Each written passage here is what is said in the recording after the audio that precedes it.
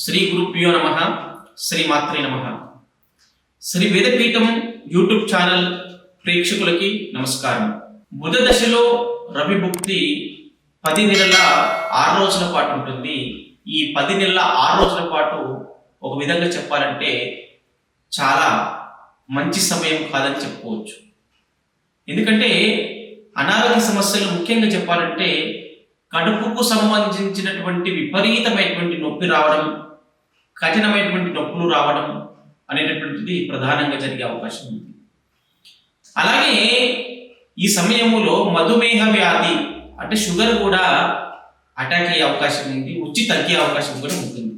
అంటే కంటిన్యూ ఉండదు అనమాట.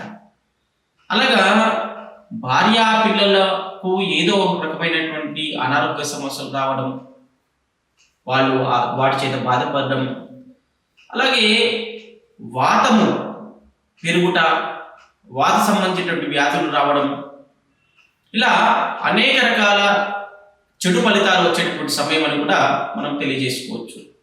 అలాగే ఇంకోటి ఏంటంటే మన దగ్గర ఉన్నటువంటి వస్తువులు ఏవైతే ఉన్నాయో అవి దొంగల పాలవడం ఏదో రకంగా. కాబట్టి ఇలాంటి సమయంలో మనం చాలా జాగ్రత్తగా ఉండవలసినటువంటి అవసరం ఎంతైనా ఉంది. ఎందుకంటే ఈ సమయంలో ఏం చేయాలి అంటే చక్కటి సైంటిఫిక్ పరిహారంలో అయితే మనము రూబీ అంటే కెంపును ధరించినట్లయితే తప్పకుండా శుభ ఫలితాలు వస్తాయి. కెంపు ఎన్ని క్యారెట్లు ధరించాలి, అన్ని క్యారెట్లు ధరించాలని కాదు, మనకు కావాల్సింది ఏంటంటే మ్యాచింగ్ స్టోన్ ఎన్ని క్యారెట్లైనా ఉండనేది. మ్యాచింగ్ స్టోన్ ధరించినట్లయితే మనకు తప్పకుండా ఈ యొక్క ఏవైతే ఇప్పుడు చెప్పినటువంటి అశుభ ఫలితాలు ఏవైతే ఉన్నాయో అవన్నీ కూడా జరగకుండా మరి కొంతలో కొంత 90% మనకు 80% మేలు జరిగేటటువంటి అవకాశం ఎంతైనా ఉంది.